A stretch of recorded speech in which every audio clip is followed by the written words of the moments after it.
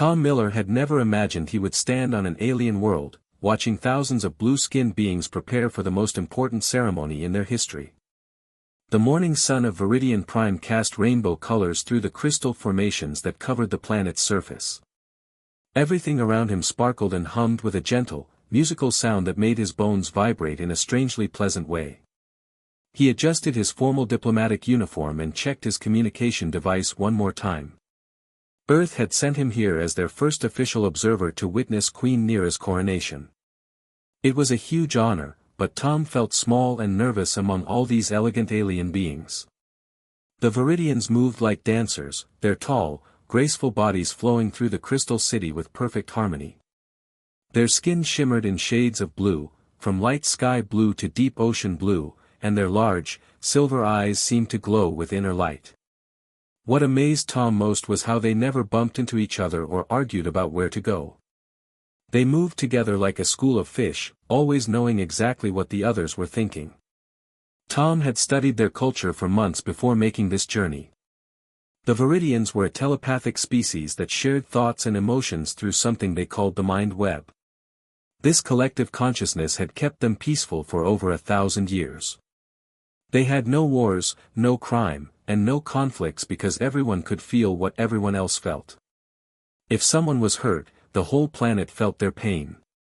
If someone was happy, that joy spread to millions of others. The coronation ceremony happened only once every few centuries when a new ruler was chosen. Queen Neera was special because she was the first Viridian in 500 years to be born with an unusually strong connection to the mind web. The priest said she could hear the thoughts of every single Viridian on the planet at the same time. This made her the perfect choice to wear the crown of stars and become their new leader. As Tom walked through the crystal streets toward the grand amphitheater, young Viridian children peeked out from behind crystal formations to stare at him. He was probably the first human they had ever seen. He smiled and waved at them, and they giggled in musical voices before running away on their long, thin legs. Ambassador Tom, a gentle voice called behind him. He turned to see Kale, his Viridian guide, approaching with flowing steps. Kale had been assigned to help Tom understand their customs and make sure he did not accidentally offend anyone during the ceremony. "Good morning, Kale," Tom replied. "I was just admiring your city. Everything here is so beautiful." Kale's silver eyes brightened, which Tom had learned was the Viridian equivalent of a smile. "We are pleased that you find our home pleasing. Today is a very special day for our people. We have waited many years for this ceremony. Tell me more about Queen Neera," Tom said as they walked together toward the amphitheater. "I have read about her, but I would like to hear what your people really think of her." Kale paused for a moment, his head tilted slightly as if he was listening to something Tom could not hear.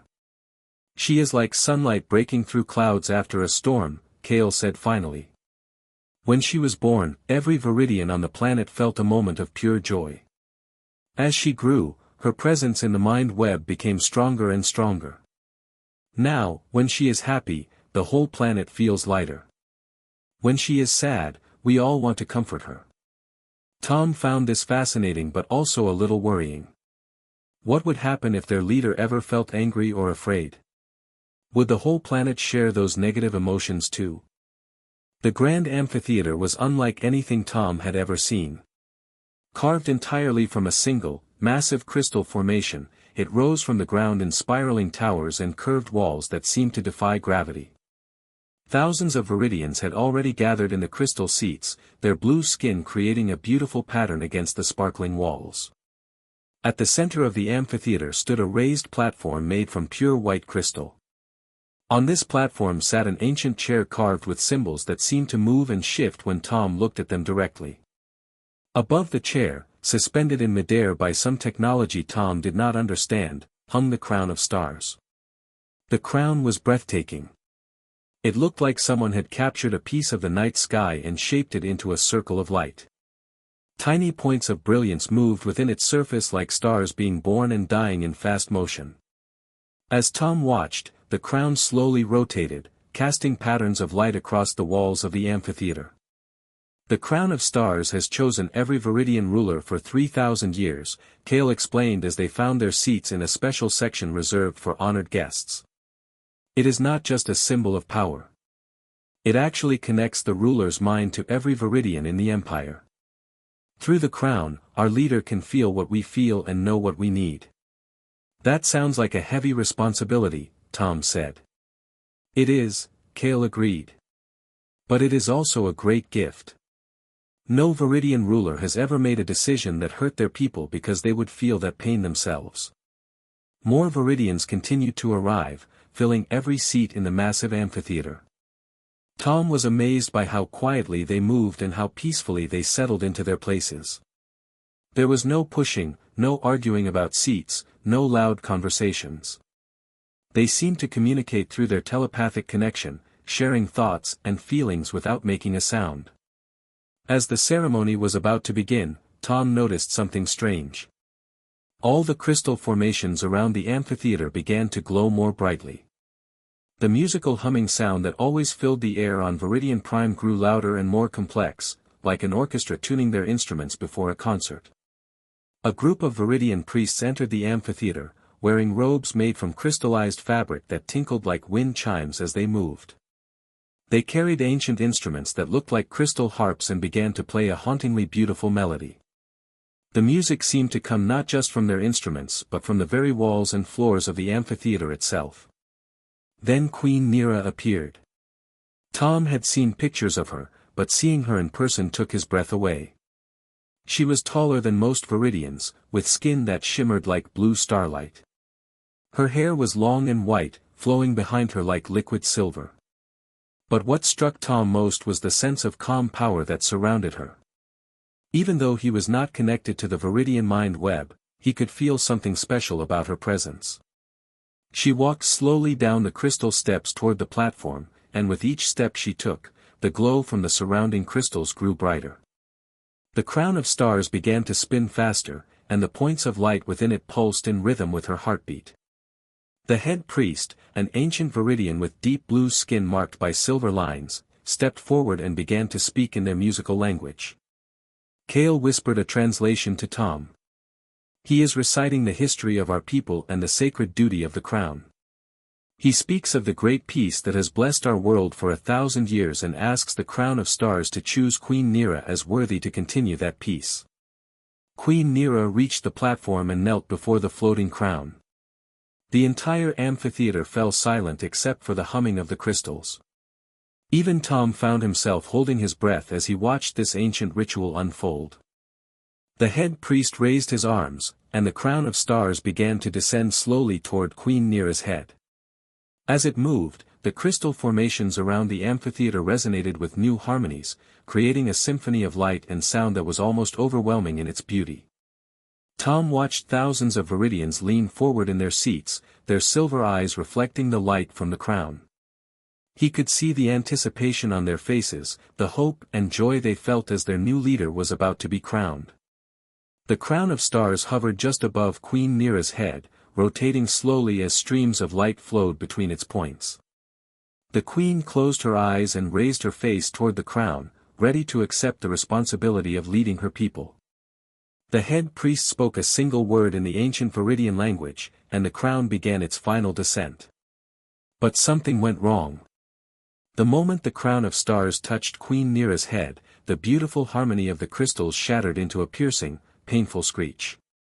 The light patterns that had been so lovely suddenly became harsh and chaotic, flashing in wild colors that hurt to look at.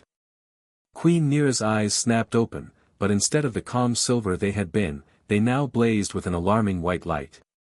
Her body went rigid, and she began to tremble as if electricity was running through her. Around the amphitheater, the crystal formations cracked with sounds like breaking glass. The musical humming became a discordant wail that made Tom cover his ears. But what frightened him most was the reaction of the Viridians. Every single one of them suddenly cried out in pain. Thousands of voices joined in a terrible harmony of suffering as they clutched their heads and fell forward in their seats. Their silver eyes, usually so gentle and calm, now blazed with the same harsh white light as their queen's. Kale collapsed beside Tom, his face twisted in agony. "The crown," he gasped. "Something is wrong with the crown. It is hurting her, and we can all feel her pain through the mind web." Tom looked back at Queen Nera and saw that she was trapped. The crown of stars seemed to be stuck to her head, and she could not remove it. Her whole body shook with pain, but she could not move or speak. The crown continued to spin and flash with chaotic light, and with each pulse, the Viridians in the amphitheater cried out again. The head priest and the other priests tried to approach the platform, but they were also affected by the pain flowing through the mind web. They stumbled and fell, unable to concentrate on anything except the terrible sensation that Queen Nera was experiencing. Tom realized with growing horror that he was the only person in the entire amphitheater who was not suffering. His human brain was not connected to the Viridian mind web, so he could not feel Queen Nera's pain. While thousands of Viridians writhed in agony around him, he stood alone and unaffected. The crystal formations continued to crack and shatter as the crown of stars malfunctioned. Pieces of crystal began falling from the ceiling, and Tom ducked to avoid them. He knew he had to do something to help, but he had no idea what. He was just a human diplomat visiting an alien world. What could he possibly do to fix an ancient alien artifact that their own priests and scientists could not understand? As he watched Queen Nera trapped on the platform, her pain being shared by every member of her species, Tom realized that everything had changed in an instant. He had come here as a simple observer, honored to witness a peaceful ceremony. Now he found himself in the middle of a crisis that threatened the very survival of an entire civilization. The screaming of the crystals grew louder, and the white light from the crown of stars became so bright that Tom had to shield his eyes. Around him, thousands of Viridians continued to suffer, and he knew that unless someone found a way to stop this, their new queen might die, and her death would be felt by every living being on their planet. Tom took a deep breath and stepped forward, knowing that he might be their only hope. Tom stood in the middle of chaos, watching thousands of Viridians suffer while their crystal city began to crumble around them. The crown of stars continued to flash with harsh white light, and Queen Nera remained trapped on the platform, her body shaking with pain she could not escape. The beautiful harmony that had filled the amphitheater just minutes before was now a nightmare of screaming crystals and crying voices. Every few seconds, a new wave of pain would pulse from the crown, and every Viridian in the building would cry out together. The sound made Tom's heart race, but his human mind remained clear and unaffected. Kale was curled up on the crystal floor beside Tom's seat, his hands pressed against his head. His silver eyes had turned almost white with pain, and tears ran down his blue cheeks. Tom knelt beside him and gently touched his shoulder. "Kale, can you hear me?" Tom asked. Kale looked up with difficulty, his face twisted in agony. "The pain," he whispered. "It grows stronger every moment. Queen Nera is trapped in the crown's power, and we feel everything she feels. Our minds are connected to hers, and her suffering becomes our suffering. What can I do to help?" Tom asked. "Nothing," Kale gasped as another wave of pain hit. "This has never happened before. The crown of stars has worked perfectly for 3,000 years. Our priests do not know what went wrong." Tom looked toward the platform where the head priest was trying to reach Queen Nera. The old Viridian crawled forward on his hands and knees, fighting against the pain that flowed through the mind web. But each time he got close to the platform, the crown would pulse with light, and the wave of suffering would knock him backward. Around the amphitheater, Tom could see Viridians trying to leave, but they moved like people walking through deep water. Their telepathic abilities, which usually helped them coordinate perfectly, were now working against them. Every step was difficult because they had to fight through Queen Nera's continuous pain. "The mind web is breaking down," Kale explained between gasps. "For 1,000 years, we have shared thoughts and feelings peacefully. But now, the crown is forcing too much pain through our connection. Our minds cannot handle it." Tom watched as a group of Viridian children near the exit fell to the ground, overwhelmed by emotions their young minds were not ready to process. Their parents tried to help them, but they were struggling with the same terrible feelings.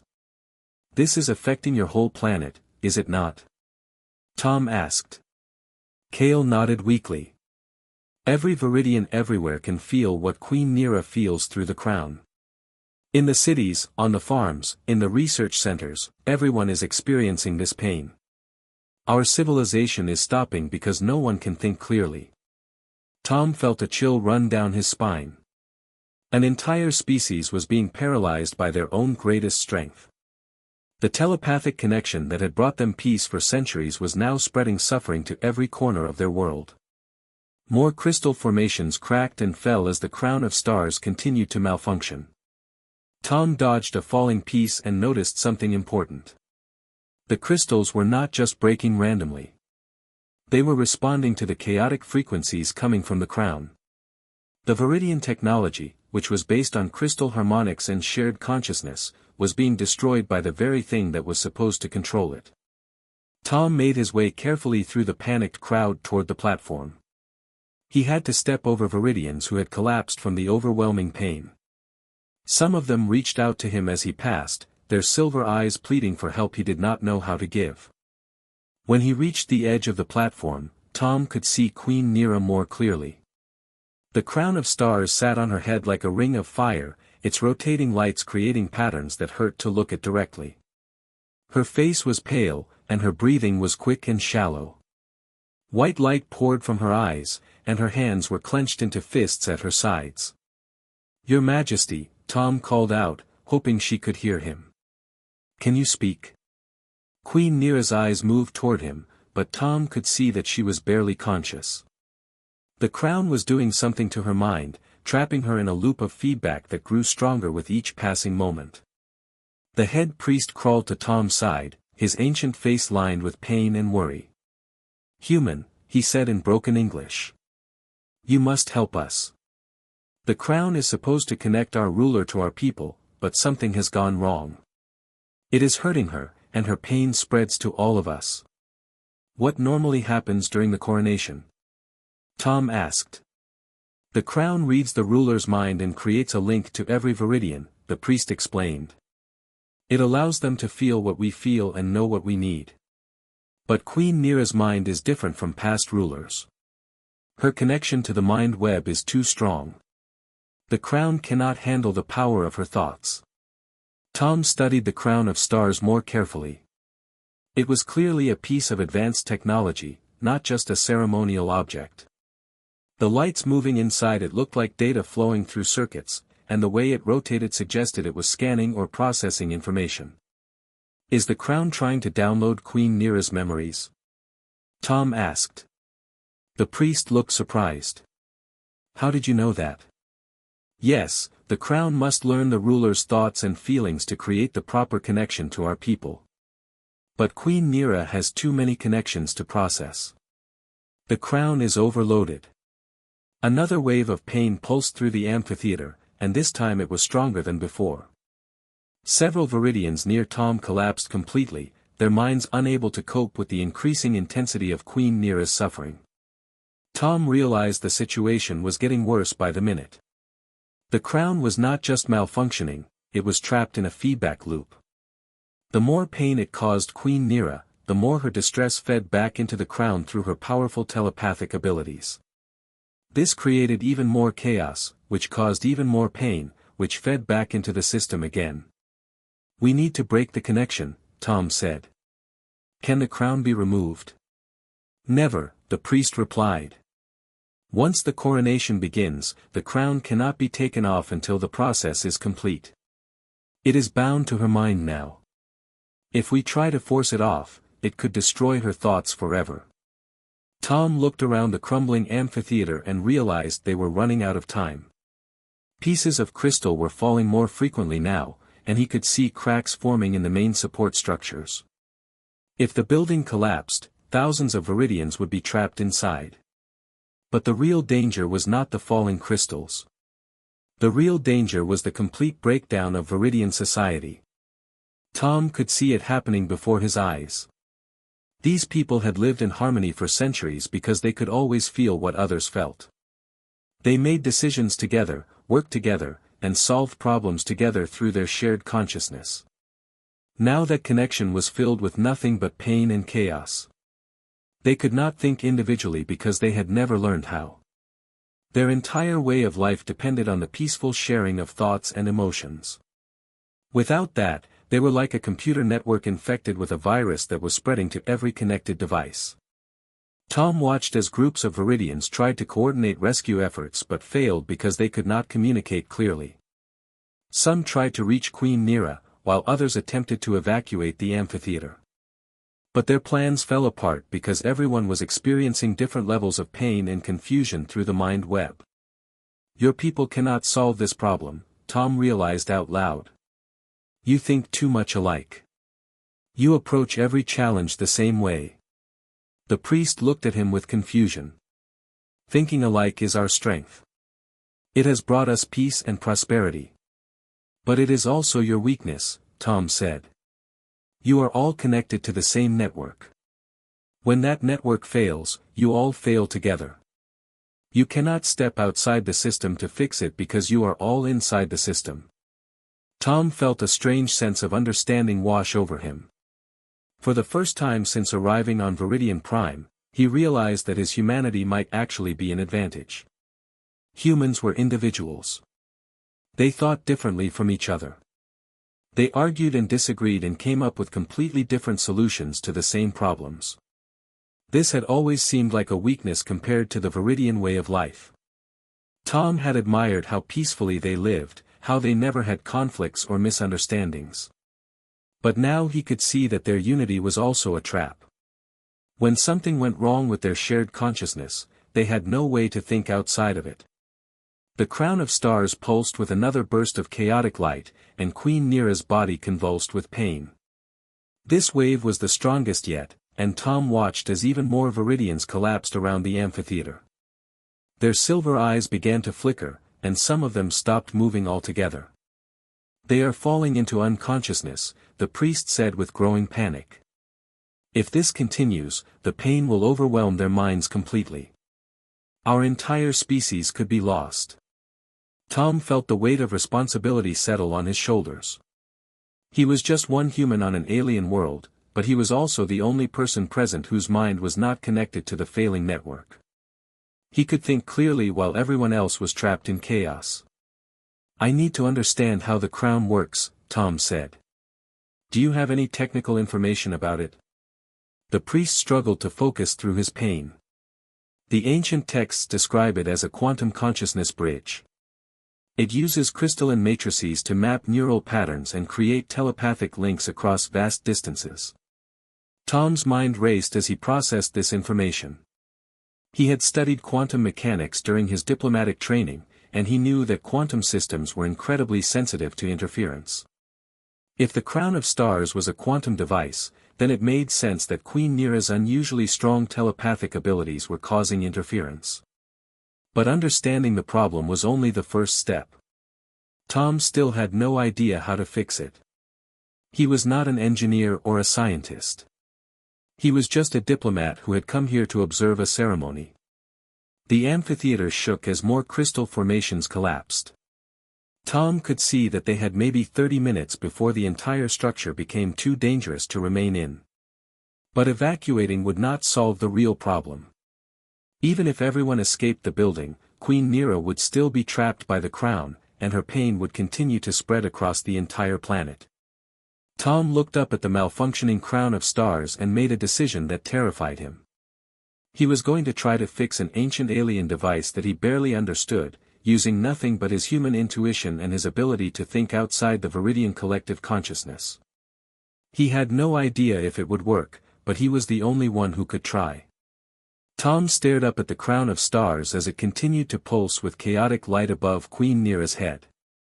Around him, the crystal amphitheater was falling apart, and thousands of Viridians writhed in shared agony. He had never felt so alone or so responsible for the lives of so many people. Think like a human, he told himself quietly. Think differently than they do. Tom pulled out his communication device, a simple piece of Earth technology that he used to stay in contact with his ship in orbit. As he looked at it, an idea began to form in his mind. It was a crazy idea, one that would probably horrify the Viridians, but it might be their only chance. The head priest crawled closer to Tom, his face pale with pain. "Do you have a plan, human?" he asked desperately.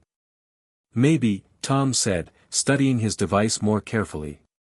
"But you are not going to like it. Tell me, what happens if someone deliberately disrupts the crown's frequencies?" The priest's eyes widened with shock. Disruption would be catastrophic. The crown maintains delicate quantum harmonics. Any interference could shatter the neural links permanently. "What if that is exactly what we need to do?" Tom asked. "You cannot be serious," the priest gasped. "The crown has maintained perfect harmony for 3,000 years. Disrupting it goes against everything we believe." Tom looked around at the chaos surrounding them. "Your perfect harmony is killing your queen and destroying your people. Sometimes you have to break something before you can fix it." This concept was completely alien to the Viridian way of thinking. Their entire civilization was built on maintaining balance and avoiding conflict. The idea of deliberately causing disruption was like suggesting they poisoned their own water supply. But Tom's human mind worked differently. Humans had always been problem solvers who were willing to take things apart to understand how they worked. They were not afraid of a little chaos if it led to a better solution in the end. Tom began dismantling his communication device, pulling out small components and circuits. The Viridians who could still focus watched him with a mixture of hope and horror as he prepared to build something that went against their most basic beliefs. "What are you making?" Cale asked weakly from his position on the floor. "A quantum disruptor," Tom replied, connecting wires in ways that would make his device's engineers very upset. "It should create enough interference to break the feedback loop between the crown and Queen Nira's mind."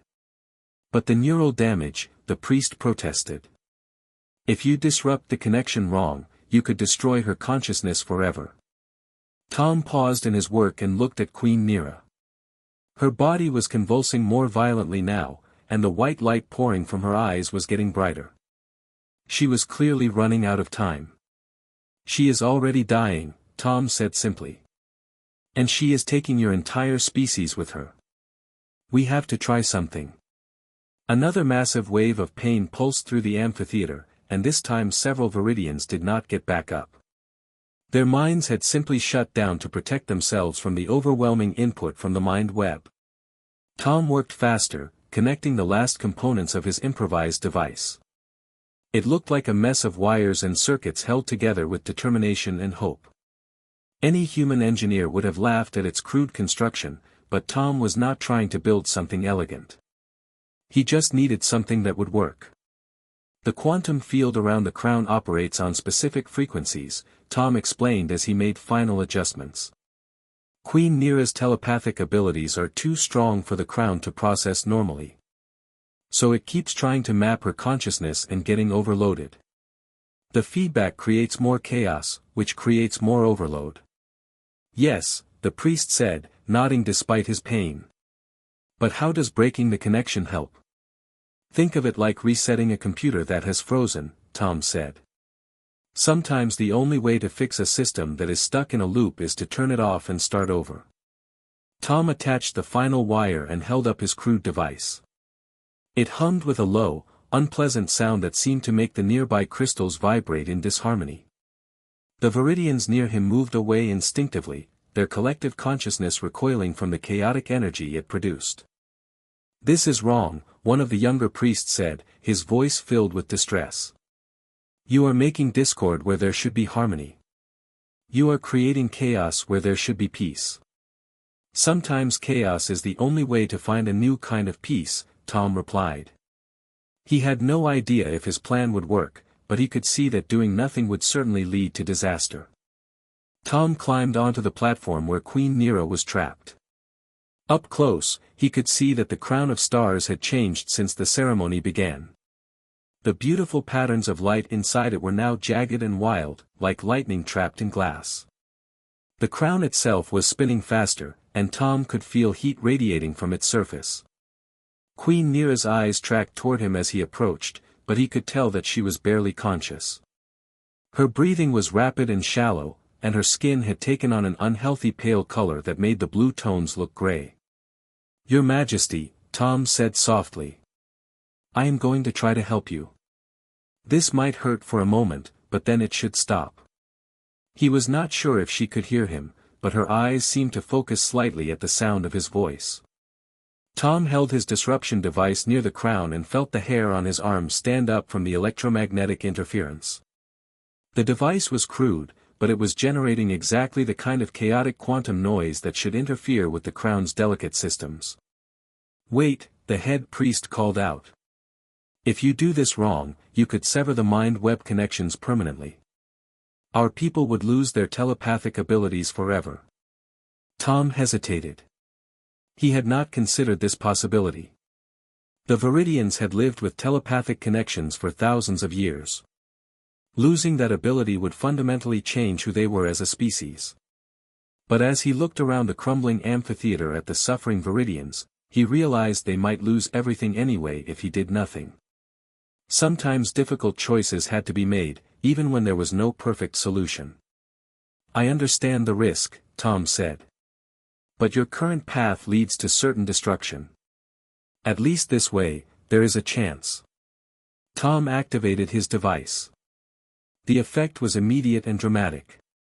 The disruptor sent out waves of chaotic electromagnetic energy that interfered with the crown's quantum field. The spinning slowed, and the harsh white light began to flicker and dim. Queen Nira's body jerked as if she had been shocked, and then she took a deep, gasping breath. The terrible tension in her muscles began to relax, and the white glow in her eyes started to fade. But the crown of stars was fighting back. It pulsed with renewed energy, trying to re-establish its connection to Queen Nira's mind. The feedback loop that had trapped her began to reassert itself, and the pain started flowing through the mind web again. Tom realized that his simple disruptor was not powerful enough to completely break the crown's hold. He needed more interference, more chaos to overwhelm the ancient device's systems. "Kale," Tom called out. "Do you have any other electronic devices? Anything that generates electromagnetic fields?" Kale struggled to think through the pain. "The crystal resonance amplifiers," he said finally. "They control the harmonic frequencies in the building. But they are designed to create order, not chaos." "Can they be reversed?" Tom asked. "Reversed?" Kale looked confused. "You mean made to create discord instead of harmony? That would be like asking water to flow upward." Tom smiled grimly. "Humans ask water to flow upward all the time. We call them pumps." Tom quickly explained what he needed, and despite their horror at the concept, several of the younger Viridians began working with the amplifier controls. Their collective consciousness, even damaged as it was, allowed them to coordinate their efforts in ways that impressed Tom. Within minutes, they had figured out how to reverse the polarity of the resonance amplifiers.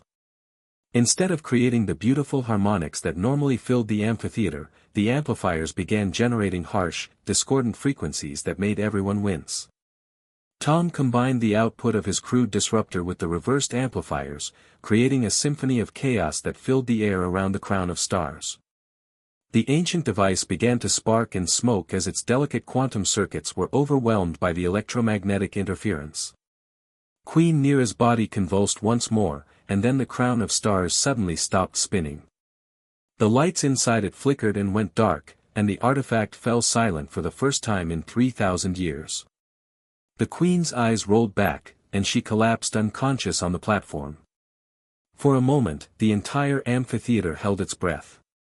The crystals stopped screaming, the chaotic light show ended, and an eerie silence fell over the gathering. Then Queen Nira's eyes opened, and they were their normal silver color again. She sat up slowly, looking confused but alert. The crown of stars sat on her head like an ordinary piece of jewelry, no longer glowing or spinning or causing any kind of interference. Around the amphitheater, thousands of Viridians began to stir. The overwhelming pain that had paralyzed them was gone, replaced by a sense of relief and cautious hope. They could still feel each other's thoughts and emotions through the mind web, but the connection was gentler now, more natural. Queen Nera looked up at Tom with gratitude and amazement. "You saved us," she said in perfect English, her voice musical and clear. "But how did you know what to do?" Tom helped her to her feet and smiled. "I thought like a human," he said. "Sometimes the best way to fix something is to break it first and build it back better." The head priest approached the platform, his face filled with wonder and confusion. "The crown of stars is silent," he said. "But Queen Nera still lives, and the mind web still connects us. How is this possible?" Tom studied the crown more carefully now that it was inactive. "I think the crown was trying too hard to create a perfect connection," he said. "Queen Nera's telepathic abilities are naturally strong enough to connect with your people without the crown's help. The device was just getting in the way." Queen Nera touched the crown on her head and nodded slowly. "I can feel my people's thoughts and emotions, but the connection is natural now, not forced. It is like the difference between a gentle conversation and someone shouting in your ear." Over the next hour, as the Viridians recovered from their ordeal, Tom learned more about what had happened. The Crown of Stars had indeed been trying to create an artificial telepathic link that was much stronger than necessary. Queen Nera's natural abilities were powerful enough to lead her people without technological enhancement. The crisis had taught both species something valuable. The Viridians learned that their collective thinking, while powerful, could sometimes trap them in problems that required individual, creative solutions. Tom learned that human chaos and disruption, which had always seemed destructive, could actually be tools for positive change when used carefully. Queen Nera officially completed her coronation ceremony the next day, this time without the crown of stars. She wore it as a symbol of her authority, but it remained silent and inactive. Her natural telepathic connection to her people was all she needed to lead them wisely. Before Tom returned to Earth, Queen Nera made an important announcement. From now on, major Viridian ceremonies would include representatives from other species, especially humans. Their different ways of thinking could provide valuable perspectives when Viridian collective consciousness encountered problems it could not solve alone. "We have learned that harmony is beautiful," Queen Nera said, "but sometimes a little discord is necessary to create an even better harmony." Tom realized that he had come to Viridian Prime as a simple observer, honored to witness an ancient ceremony. But he was leaving as a bridge between two very different ways of thinking. The Viridians' collective consciousness and humanity's individual creativity were not opposites, they were complementary strengths that could help both species face whatever challenges the galaxy might bring. As his ship lifted off from the crystal planet, Tom looked down at the rebuilding amphitheater and smiled. Sometimes the best diplomatic missions were the ones that went completely wrong, because they taught everyone involved something new about themselves and each other. The universe was big enough for many different kinds of minds, and Tom was proud to have helped two very different species learn to appreciate what each could offer the other.